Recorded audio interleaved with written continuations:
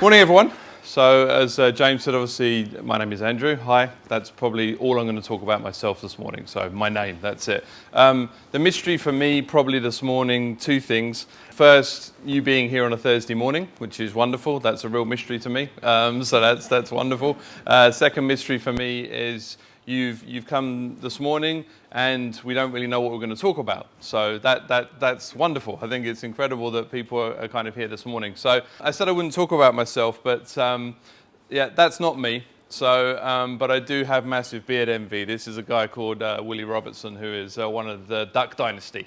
And, you know, I've got massive beard envy of this guy, so I'm trying to work out to get to that point from that side of things. I want to talk about Dubai's biggest mystery first. And for me, Dubai's biggest mystery is I've never seen one of these. So do you know what that is? Empty gas station. There we go, right? So that's a huge mystery for me, right? So why can we never have an empty gas station in here? But getting into today. So when James first asked me to, and I quite like talking and interaction, so I'm going to be throwing some questions out at some point, guys.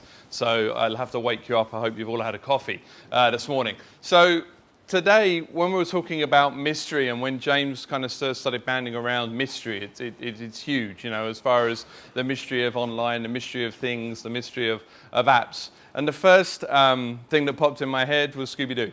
I don't know why, it was kind of that mystery, perhaps childhood thing, and you know, the old man with the mask revealed at the end from that side of things. And that for me is kind of where I wanted to start and kind of talk about mystery as far as the fear factor associated to that side of things. So when I went and Googled mystery, the first thing that popped up in Google was Mystery Machine, which is Scooby-Doo again, which surprised me. So I'm not obsessed with Scooby-Doo, okay, so it's not something that I do have other obsessions.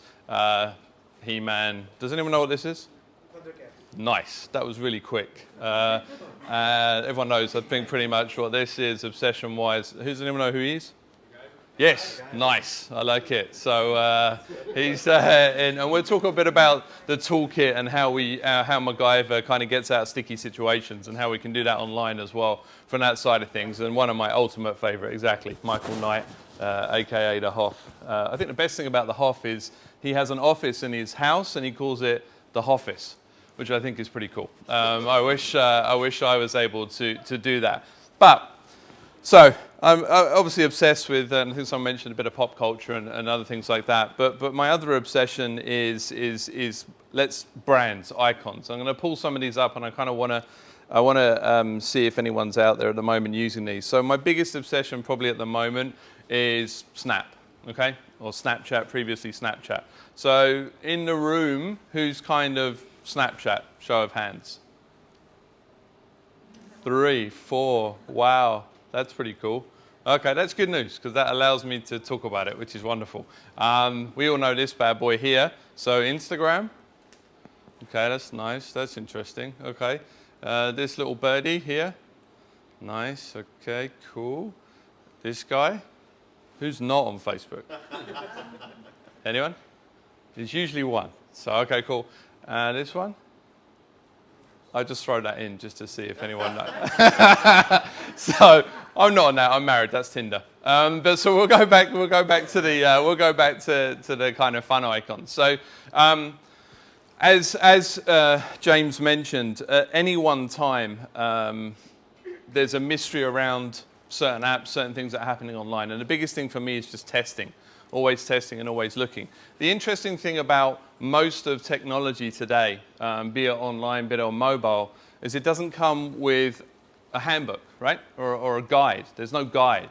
So, you know, back in the day, if you perhaps downloaded Microsoft or you bought it on a CD going back, there was a handbook, a really thick handbook, and this is how you use Windows, or this is how you use this. For these apps nowadays and what we're using online, there's no instruction manual.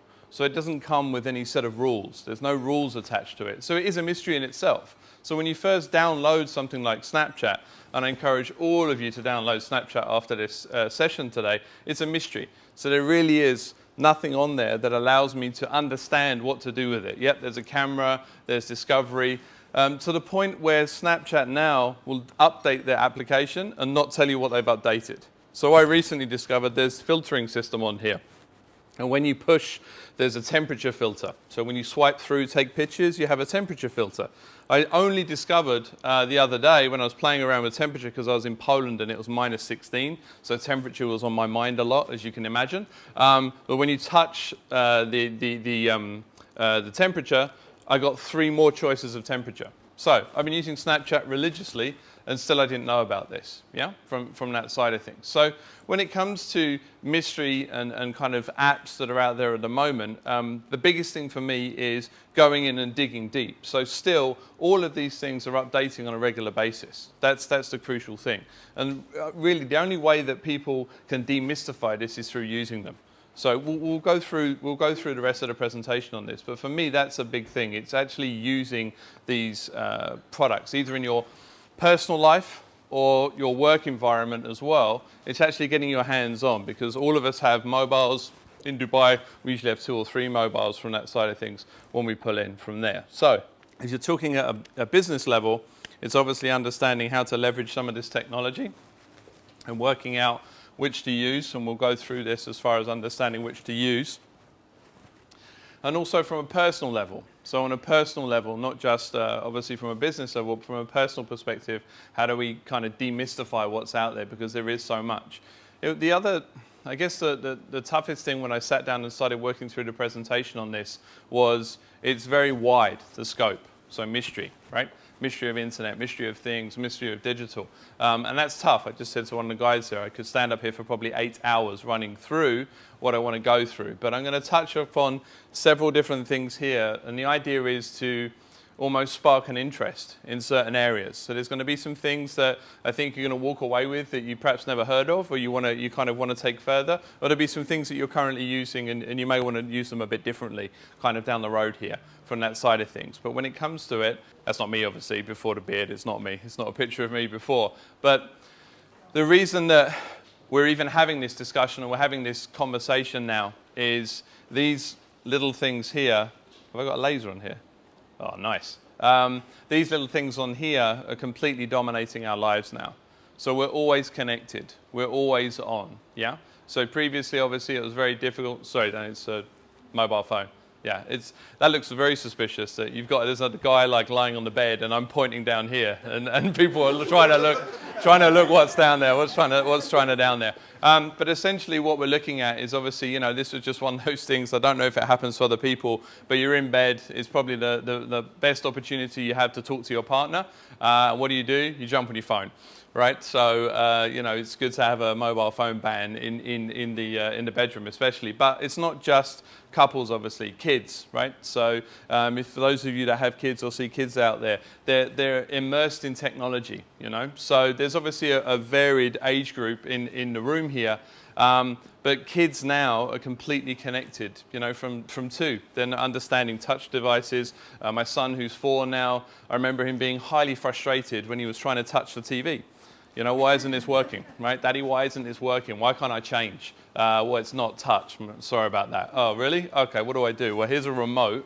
Okay, right? So the thing is now that the reason we have to kind of be thinking about these things is these guys explore, kids explore, So it's not a case of it's a mystery and, okay, I fear it and I'm going to walk away from it. It's a mystery. I don't know how it works, but I'm going to pick up and play with it and see when I go from that side of things. Even as we get a bit older and we move into an older demographic now, you've got people that are using and communicating with each other in the same room over the phone, which is insane. So instead of actually having a conversation with someone, they'd much rather WhatsApp each other or snap each other from that side of things, which is incredible, really. Does anybody listen or follow a guy called Gary Vaynerchuk from VaynerMedia? Yeah? Okay, so if anything else today, and I'm going to be talking or waffling or whatever the case may be, look up Gary Vaynerchuk. So at the moment, Gary Vaynerchuk is a kind of, if there's a guy that is at the forefront of everything and gets his hands involved with anything, that's him. Now, what he talks about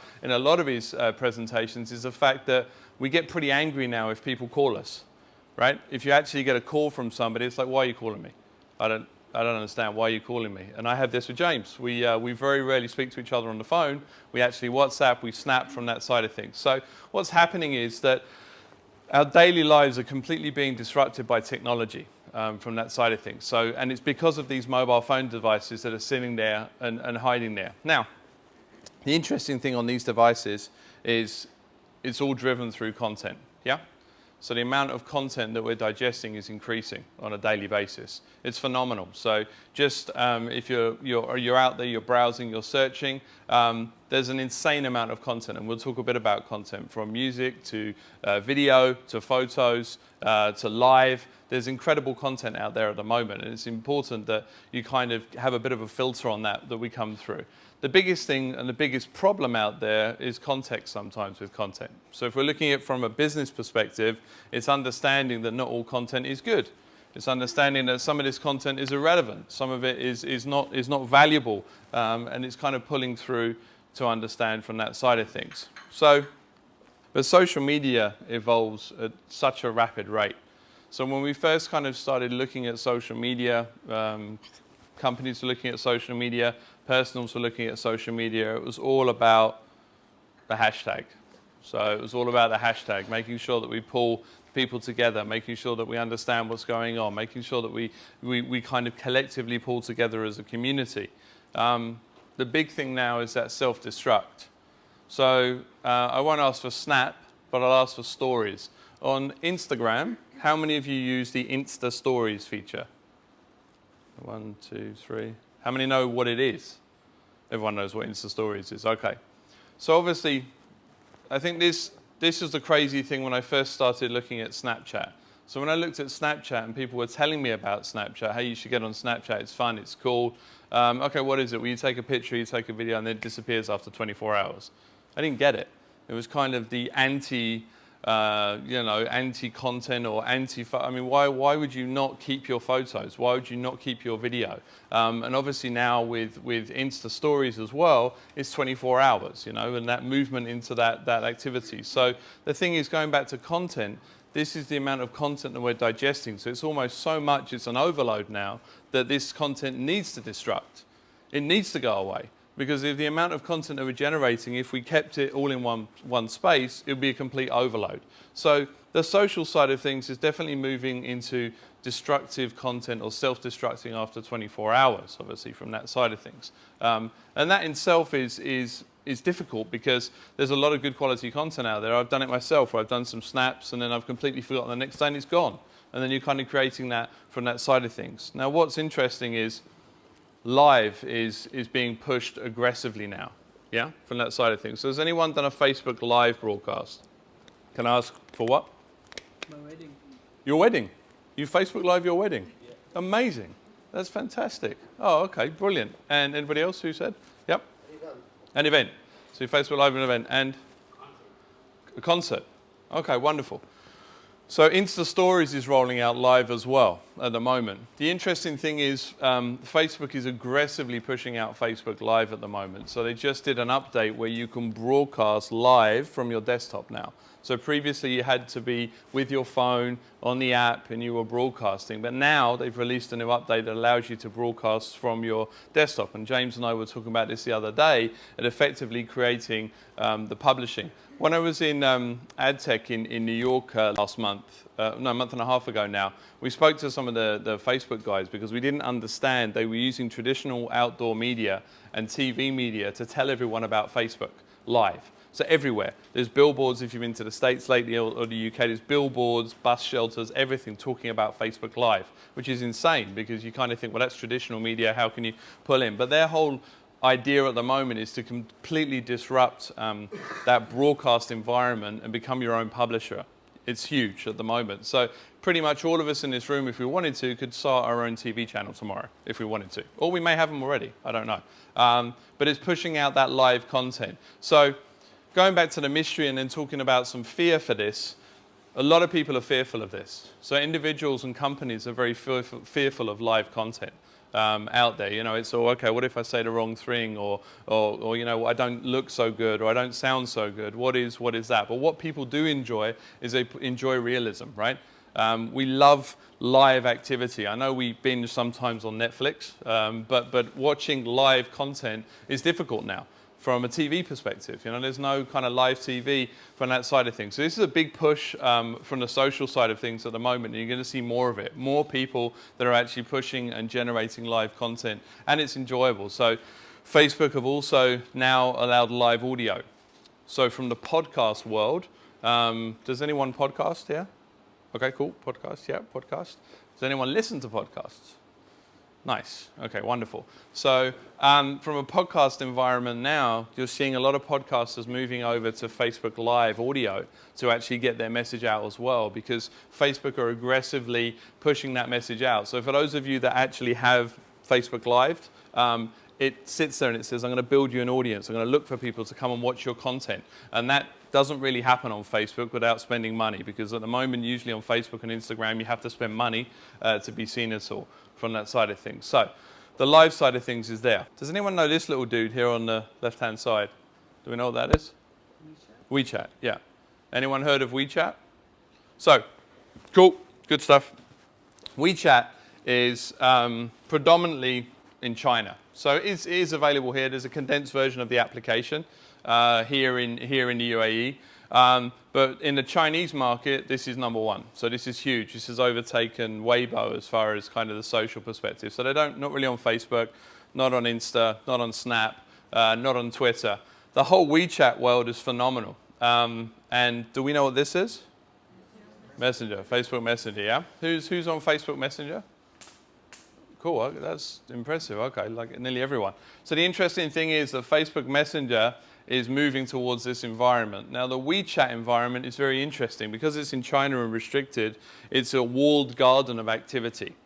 So it's very difficult to explain the whole journey through WeChat. But at the moment, if we wanted to, for example, let's say that I wanted to get my dog a shampoo and cut, okay? So I wanted to get my dog a shampoo. I don't have a dog, I'm just using it as an example because I got some funny looks then. It's like, really, shampoo and cut for your dog? You don't even comb your own hair. So, so you've got your dog at home. If we wanted to do that, we'd probably go on Google. We might do a bit of a search, find a shampooch or something like that. Okay, find out where it is. I then open Uber, get an Uber or get a Kareem, get down there, sit with them, and then pay with my credit card. And I'm kind of done from that side of things. Or I might bring the people to my house, they might come out in their van and that kind of thing. WeChat, and there might be 5 or 6 different applications that I'm using to that. WeChat is a completely walled garden. So within the WeChat environment, I can actually look for shampoo and pooch, right? So I can find a shampoo place. Once I found it, I can actually book them and make a booking in that environment in WeChat. I can then order myself an Uber or a Kareem or whatever from WeChat again. So I haven't left that application yet. I then arrive at Shampooch, or they come to me, and I can make a payment here as well. And then past that, I can write a review on that particular company. So it's phenomenal. So what you've got is this incredible application that just sits there, and you don't have those walls and walls of applications on your phone.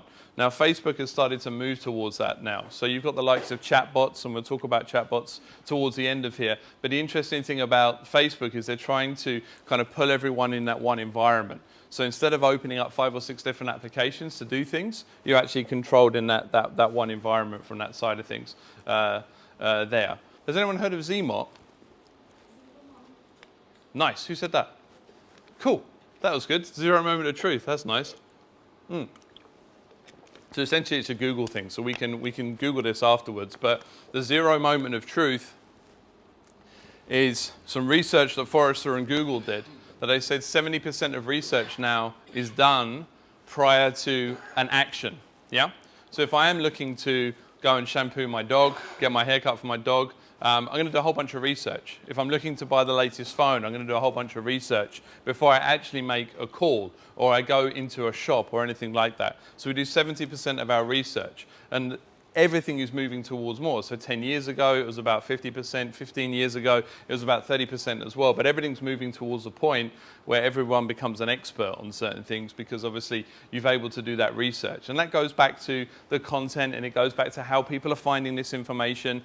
Yes, it's Google at the moment, or it's social, and we're moving to that WeChat environment, but that's important. So I pulled up this as a reminder of time.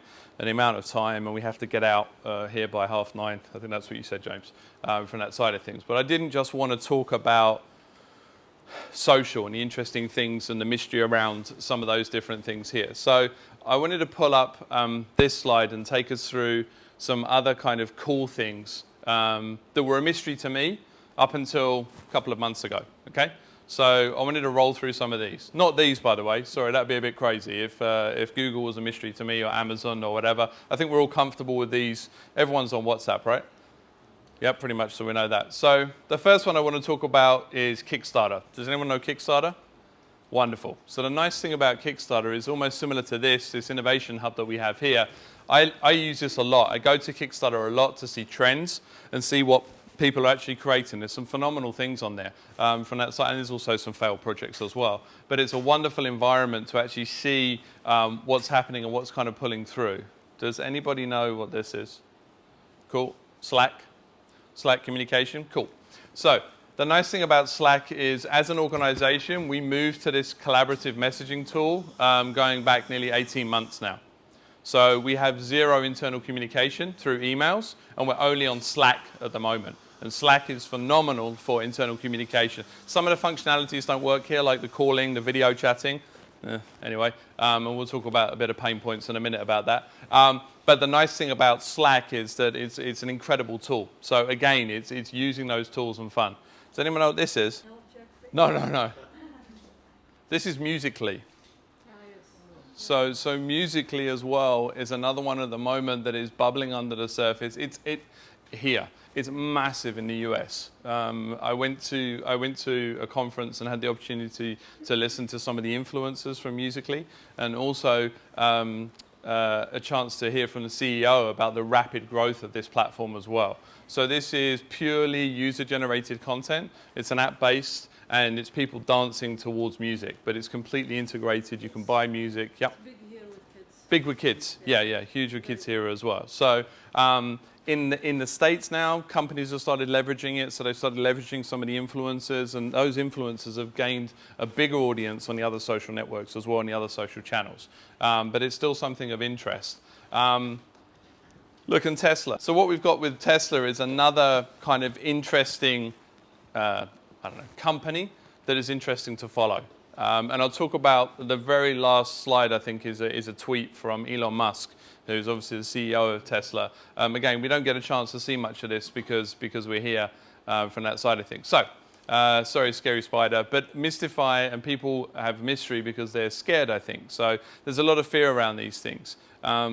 You know, and one of the things that I do in my personal life, just with my mum and dad, demystifying kind of technology, but also in a business sense, is not to be fearful of these things. So putting up a lot of logos, putting up a lot of different things that we're talking through. I think the biggest fear for people with technology or online or mobile or internet is jargon, right? There's a massive load of jargon out there. I mean, so much so that when I Googled it, digital acronyms, that's fine. So we've got KPI, CPM, CPC, all these kind of fun stuff. And then down here, which scared me even, was 100+ frequently used digital marketing acronyms, right? Which is, I don't think you can use the word frequent with 100+, yeah, from that side of things. But again, there's jargon there that I think people are scared of as well from that side of things. Now, does anyone know this guy? Salt Bay, yeah. So this guy is a bit of an internet meme at the moment. I use this. I wanted to talk about Dubai now specifically, and I didn't want to have the typical kind of Burj Al Arab or Burj Khalifa. So this guy's huge at the moment, and he owns a restaurant down in Four Seasons. If you haven't looked at it, please afterwards just type Salt Bay, and it's phenomenal. This guy is cutting meat and is huge. I looked at his Instagram last night, and he has like 21 million followers now, and he had a video view of this salt video, which has had 235 million views. It's insane, right? But anyway, that's to describe Dubai. So one of the issues we have in Dubai is we don't have regular exposure to some of this technology in our everyday life. We just don't have it, okay? There's not a regular exposure to this. So I pulled up this image because I used to skateboard, right? I used to skateboard, believe it or not, as I am now. But I think if I went on a skateboard today, I'd probably snap my neck, right? Because I'm not exposed to it, I'm not using it every day. And that's some of the issues that we face. So some of the technology here as well, there's fear around the technology because we never get a chance to use it, yeah? So Apple Pay, obviously, is phenomenal. So tap to pay online from an online perspective in the States, in the UK, Europe, it allows us to kind of easily pay for things online. It's not available here, right? Google Wallet is another one. So online payments are allowed to, we can store cash in there and that kind of thing, which is there. I guess the closest thing here was Beam, right? So does anyone use Beam? Yeah, Beam. The thing about Beam, which I found a bit odd, was their marketing messaging. Because you're in a petrol station and they were encouraging you to use your mobile, for one, right? So, hey, use Beam to pay. All right, use your mobile in a petrol station, that's fine. But the second thing that was interesting, it was like, don't get out of your car. Who gets out of their car at a petrol station here to pump gas? No one, right? Unless you have to put your PIN in, I guess. But if you just tell them to bypass PIN, you don't have to get out of your car then. That's just a trick. I don't know if anyone knew that. You don't actually have to get out of your car to put your PIN number in. If you tell them to bypass the PIN, then they'll just give you the, sorry, a bit of a tangent, but I thought I should be telling you these stories from that side of things. But the other issue we have here is we don't have this regular exposure to everyday activity and everyday technology. So yes, we have Apple TVs here, but we don't have all the fun stuff associated to Apple TV. We have obviously Amazon Fire, but again, we don't have the fun stuff. We have Google Chrome, we don't have the fun stuff.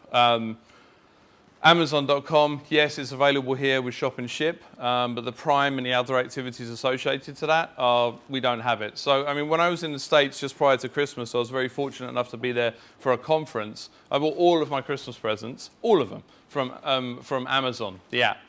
And now, to add to cart, it's swipe with your thumb. That's it. Not back to Tinder, but swipe to your thumb. Like, bang, I can add something to cart, add something to cart, add something to cart. It's incredibly easy. And again, you know, it's a bit of a fear factor or a bit of a mystery around some of this thing more so here, because as much as we like to think that we're at the forefront here in Dubai, we're way behind on things that happen every day in regular environment for people from that side of things. And obviously, yeah, look, Netflix. So Netflix, we get like a scaled down version of Netflix here, right? We don't get the kind of real fun version from that side of things. Now, what's the fun things of Netflix? It's a scaled down version of Netflix here. Limited movies, limited TV shows. Yeah. Yeah, it's not Hidden Door or anything. Yeah. No, it's just since since it became. Yeah, both. Yeah, exactly. Yeah, from that side of things. The other problem is that when we're out here and everything's a mystery, we need to ask an expert. And there's a load of experts here. There's a lot of experts, right? I'm an expert in social media. I'm an expert in digital. I'm an expert in this. The problem with that is a lot of them are this. Do we know who this is? Beaker. Yeah, and what is Beaker? It's a Muppet, right? So that's one of the things here. You've got a lot of Muppets that are running around, including someone who nicknamed Digital Jedi, right? But you've got the Digital Jedi thing. So we have to be kind of wary of that type of thing. So when we're out there and we're looking at some questions, we can get a bit lost, right? So we can kind of get a bit lost because it's difficult to turn. Now, going back to the Zmont moment, we do have this incredible thing called Google and YouTube that allows us to kind of do more extensive research and more understanding of what we're looking for from that side of things. So when it comes to that, you know, work-life balance and when we're looking at trying to pull all these things in our work life and our personal life, what we have available to us is almost like a smorgasbord, a toolkit out there in the online world, yeah? And it's just like a buffet. And I thought of Friday Buffets again because of Dubai, but it's more like a buffet. So it allows us to kind of pick and choose what we want to do and how we want to actually kind of pull in these different things from that side of things. Again, it has to be relevant, and we're looking at the relevancy. We have to be thinking about audience. So who are we talking to? How are we communicating with people? Not only our peers, but from a brand perspective, who are we talking about and how are we pulling in from there, from that side of things, so we can kind of go out and try it. So just to finish up on these last points, I don't think there's anything cooler than a dog costume, a Star Wars dog costume. So that's pretty cool. But I wanted to, and he doesn't look very happy about it, to be fair. That's not my dog. I don't have a dog. I haven't dressed up my dog. I wanted to talk about some cool things that are happening at the moment, just before we close up here. So, does anyone know about Amazon Go? Cool.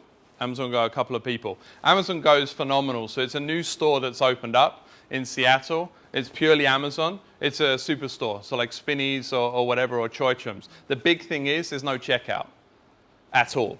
So you load in through Amazon Prime on your phone, you pick up a basket, you walk around the store, you pick things up, you put it in your basket, you don't want it, you put it back, and it automatically registers, and then you just walk out of the store. That's it. Phenomenal, right? That's happening now. So this isn't something that's happening or it will happen, all this fun stuff. That's happening now, but we don't know about it, right? Because we're here and we've got to suffer those long lines. The ironic thing about this is because it's so popular, there's a queue to get in Amazon Go, right? Which is pretty nuts at the moment. So that's pretty funny. But again, after this session, go and Google Amazon Go and have some fun. It's a pretty cool, they haven't released the technology obviously at the moment and explaining how you do it from that side of things. Has anyone seen this little guy here? Yeah, Google Home. So moving into very, very basic AI, intelligence, artificial intelligence. Google Home is kind of that first step into this type of thing. So at its very basic level, it's a speaker. It's a speaker in your house, right? So it's a speaker, it's a connected device, it's connected to the internet, it's part of the Internet of Things. What it does is you talk to it. So it's all voice recognition, it's all voice-based. So you say, hey Google, and then you ask them questions, right? So you can ask silly things like, hey Google, what's my name? Creepily, it does know your name, which freaked me out a bit when I first logged into it. But hey Google, and you can integrate lots of different services on this. So integrate your calendar. Hey Google, what is 250 degrees centigrade in Fahrenheit? All of these different types of activities. Now what's interesting is it pulls in all of your searches. So the way that people are searching has changed because more people are doing voice search. So you don't see much of it here. You don't see many people talking into their phone, but it is huge in the States and Europe. And this is another thing now. So I fully talk to Google in my house now, and I have other connected devices. So plug sockets, lights. Hey Google, switch off the lights in the living room. Bang, it switches it off. And it's very affordable home automation. So it's not kind of really high-end stuff. But there's a few of these out here at the moment, and they're quite scary. Now, Amazon Echo is another one, and Amazon Echo came out first. Has anyone heard of Amazon Echo? Yeah? So again, it's essentially a connected device, and there's 3 different elements associated to this. But the crazy thing about Amazon is not only can you do search from it, it has these things called skills. There's over 3,000 skills that are integrated into Echo through your application. So I can order my Uber from Echo. So I can just sit there and say, hey Echo, her name's Alexa. That's not me naming it. My wife actually said that's really creepy if you've named her Alexa. But every Amazon product is called Alexa. So you say, hey Alexa, can you book me an Uber for 3 o'clock? Books you an Uber. Hey Alexa, what is the temperature in Dubai today? Hot and sunny every day, right? We don't really need to know the weather here. But the interesting thing about Amazon Echo is because it's fully integrated into the Amazon environment was during Christmas and Black Friday. So on Black Friday, and leading up to it, I'd ask her, Alexa in the morning, hey Alexa, what are today's deals? And she'd say, okay, I got a laptop for this much, a Fire Stick for this much, do you want to buy one? And I'd say, yeah, okay Alexa. And it would just be bought automatically and then shipped and then brought over to my place, which is scary, right? So much so that I had to convince my wife that it doesn't work here, right? Because she was like, what? So I can just tell her yes, and it orders things. No, it doesn't do that. But the cool thing is that now my son, going back to interacting and how people are interacting, he's just talking to Alexa and talking to Google now and asking it questions. So during the Christmas period, it was like, hey Alexa, can you read The Night Before Christmas? And it would. It just starts reading The Night Before Christmas, which is phenomenal, obviously, from that side of things. But these are, small devices that are sitting in your home and relatively inexpensive. So this is $99, this is $99. These are not expensive things, obviously, and fully connected devices. From a VR perspective, we hear about VR a lot. The the best kind of VR app at the moment, I think, out there, if you wanted to check out, is the New York Times. They've just released an app going back 3 months, a VR app. And that's a phenomenal app. So it allows you to fully immerse yourself in news. You can look where you look, you can touch, you can really kind of pull through. And obviously this is just a cardboard you can run from a note device from that side of things. But this is phenomenal. Yeah, subscription based, but it's a separate application for VR. But it's very cool, and they've invested a lot, obviously, in this technology. So from that side of things, I think it's worth having a look. We've got 2 more, and then we'll be good. So, has anyone had fun with chatbots or bots out there in Messenger? Yeah, bots. So bots are effectively some sort of form, very early form of AI as well, or artificial intelligence, or able to help people. So one of the early adopters of bots from a brand perspective was 1-800-Flowers. Yeah, so 1-800-Flowers in the US now allows you to order flowers through Messenger. So going back to where we chat and you can do everything in that environment and pay, 1-800-Flowers is now doing this. So this is just an example of that. So I want to order flowers. Okay, can you enter the address? There's the address. Okay, confirm, confirm. Please select a category. And it takes you through a series of prompts. So there's no one doing this. This is AI. This is a computer that's interacting with you, but obviously tracking your movements and giving you direction from that side of things, from bots. And bots are going to be huge as well. So bots is something to keep your eye on at the moment. We work with a marketing platform called HubSpot, and they have a bot on HubSpot for Messenger, and it's phenomenal. You can say, okay, I want to write a blog. So you can just put to the bot blog and the subject line. And when I write the subject line on the blog, by the time I get to the office, it's actually already online. It's fully integrated to their marketing cloud environment. So it's very cool. Bots, B-O-T-S, bots. Yeah, so this is chatbots. It's in Facebook Messenger, chatbots in Facebook Messenger. So you can have a look for these. They're fun. You can integrate some ordering system? Yeah, this is fully integrated ordering system. So it's actually 1-800-Flowers have invested in bots. There's a few companies that are building bots here locally. I think one of them's here in DIC. You also use it for publishing? Blogs. Yeah. So there's a marketing platform called HubSpot, and they're testing out bots at the moment. So the idea was that Dharmesh, who is the co-founder of HubSpot, said that he was in a coffee shop, and like any one of us, you'll sit there and think, oh, I've got a great idea for a blog, phenomenal idea for a blog. And then you go, I'll write that later. And then you don't. You go home or you go to work and you go about your business, right? So the whole idea of the chatbot is when you've got that great idea, you actually enter it into Messenger, and it automatically updates your website with the blog title, with some of the activity on there, so you can go and publish it later. Yeah? It's just a helping hand, effectively. Yeah. Okay, no worries. Yeah, sure. So, we're coming to the end here, and I can do some Q&As at the end, but I wanted to end with this tweet, and I don't know if anyone saw that or anyone follows Elon Musk. So, this was a tweet that he put out just before the end of last year, and it looks like the Model S P100D Easter egg will allow it to do 0 to 60 in 2.4 seconds and 10 seconds in quarter mile via a software update next month. So, this is pretty crazy. So with this update, he's got, in Tesla, you have a ludicrous mode. It's called ludicrous mode. How insane is that? But you've got ludicrous mode. This now beats the Bugatti Veyron and LaFerrari to 0 to 60. Now, the crazy thing about this is the Teslas that are running around and driving around, this was a software update that just increased the speed like that. A software update, which still blows me away. The fact that, you can go and grab a car and, without anything, I wake up in the morning and I update my software and my car goes faster, right?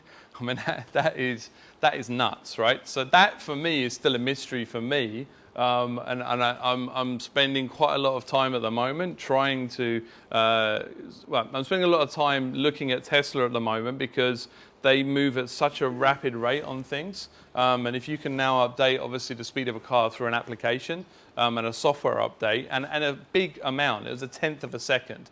And obviously, that's big to now beat a Bugatti Veyron in essentially, they're, how much are they there? $125,000 there, not here, they're crazy money here.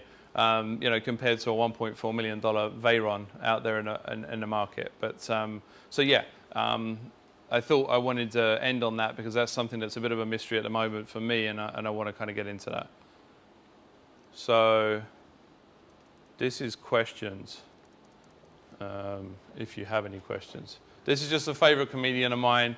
I have a belt that holds up my pants, but my pants have loops that hold up the belt. What's really going on down there? Who's the real hero? Right? That's it. So questions, I guess. I don't know time. So thanks.